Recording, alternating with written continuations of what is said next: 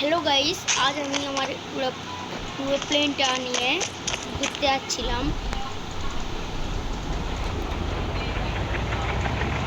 দেখুন গাইস, আমি ক্লিয়ার প্লেনে সেই সময় একজন আমাকে ডাকলো। আমি তারপর নিচে যাচ্ছিলাম। নিচে যাওয়ার পরে দেখলাম যে এখানে কেউ নেই। তারপরে আমার চাচার কাছে ফোন করে একটি একটি জেসিবি নিয়ে মাটির কাজ শুরু করে দিলাম। এবং আমার কাকা অনেকক্ষণ তো ফোন তুলছে না বলে সেই জন্য আমি আরেকবার চেষ্টা করলাম।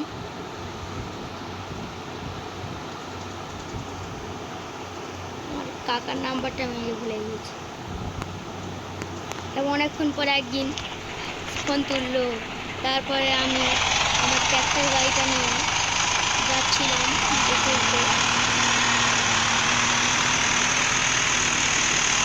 তারপরে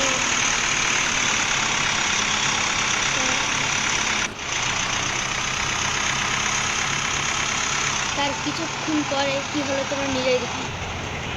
অনেকক্ষণ কাজ করার পরে আমার নিনজা স্টোর বাইকটা নিয়ে আমি ঘুরতে যাচ্ছিলাম। সেই সময় একটা মেয়ে বললো আমাকে নিয়ে যাও। তারপর সেদিন আমি সামনে দিয়ে বলি চল। তারপর বসতে বললাম কিন্তু বসছে না, মানে এই বাইকটা তার পছন্দ। তারপর আমি পড়ে গেলাম, মাথা ফেটে গেল। তারপর আমি রেখে দিয়ে আমার বুলেটটা নিয়ে চলে গেলাম। বুলেট আসার বদলে কি গাইড চলে এসেছেন গাইড। তারপরে আমি একটা গুলি মারলাম আমার বাইকে। বাইকটা মানে খারাপ হয়ে গিয়েছে। তারপরে আমার স্প্লেন্ডার নিয়ে আমি তখন সেই মেয়েটার সামনে গেলাম। মেয়েটার পছন্দ হয়েছে সেই মেয়েটা, সে যে মেয়ে স্ট্যান্ড বসে গেল। আমি ভাইবার করে রিকোয়েস্ট করছিলাম, বস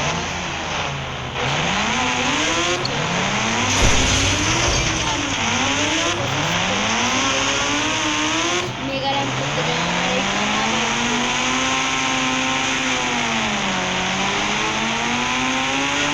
আমি একটা মেগারাম করলাম, সবাই আমার দিকে হাঁটছিল, বলছিল যে আমার ঘর বাইক দিয়ে কী হবে, একটা ভালো বাইকটা কিনে নে।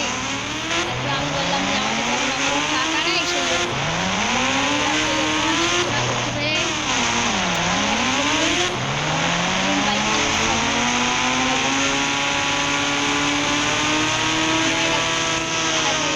আমি থামালাম। আমার পকেটটা করছি মেরেছিল, গাছর লেগেছিল। সেই জন্য হেঁটে হেঁটে যেতে যেতে আমার দেখলাম যে আমারই যে অনেক কটা একটা বন্দুক দিয়েছে কে। তারপর আমার বন্দুক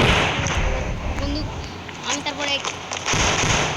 তারপরে মুকেশ আম্বানি আজকের ইয়েটা থেকে যাবে খবরটা শুনে, সেই জন্যে আমি আমার চাচার কাছে ফোন করে একটা হেলিকপ্টার কিনে নিলাম। তারপরে একটা পজিশন মতো জায়গায় মানে পুলিশ স্টেশনের ওপরে চলে গেলাম।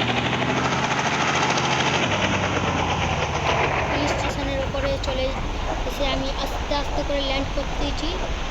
এক্ষুনি মুকেশ আম্বানি আইবে খবর এসে আমার কাছে, এই জন্য আমার রাইফেলটা বের করে নিলাম। রাইফেলটা বের করার পরে মুকেশ আম্বানি আমার সামনে থেকে একটা গাড়ি নিয়ে যাচ্ছিল।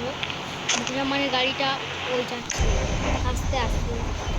আমি তাই একটা বোম ফেলে রেখেছিলাম এবং গাড়িটা যেন ব্লাস্ট হয়ে যায়।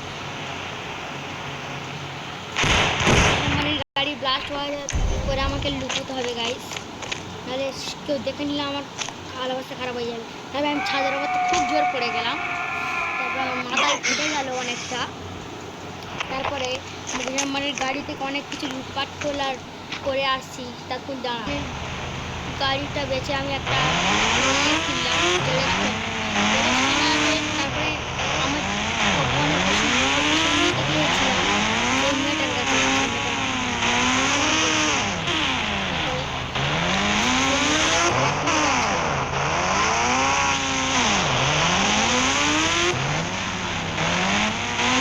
অনেক জোরে ট্রেনে গিয়ে সেই মেয়েটার সামনে ডাইরেক্ট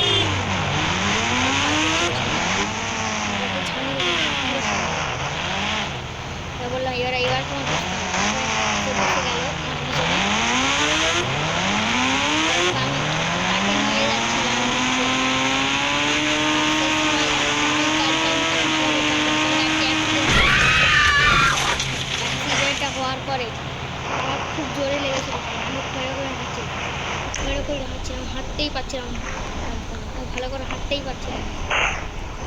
প্রথমে আমার বাইকটা দেখে কষ্ট লাগলো। তখন আমি বাইক চালানো প্র্যাকটিস করতে গিয়ে যাচ্ছি। একদিন সন্ধ্যা করেছিল ফোন করে ন্যাগারাম চ্যালেঞ্জ করতে পারলে তোমার বাইক চালানো শিখে যাবে। তখন আমি ন্যাগারাম চ্যালেঞ্জ করতে গিয়েছিলাম। এই যে ন্যাগারাম চ্যালেঞ্জ, এই ন্যাগারাম চ্যালেঞ্জ আমার প্রথম গাইস। তারপর আমি আস্তে করে ল্যান্ড করতে গেলে একটু পড়ে গেলাম।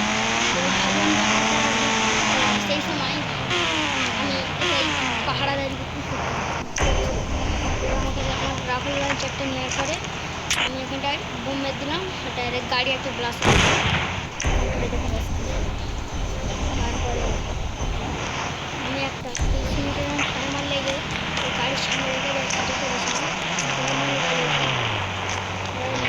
গাড়িটা ফাটার জন্য গাড়ি করে ব্লাস্ট করে দিলাম।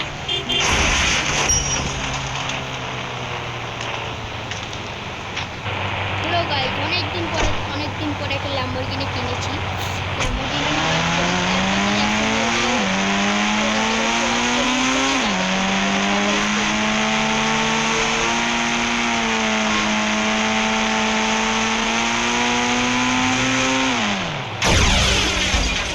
চ্যালেঞ্জ খেলার সিদ্ধান্ত নিলাম আমি। এবং আমার দাদুর কাছে ফোন করতে গিয়েছিলাম আমি। তারপরে আমি আস্তে করে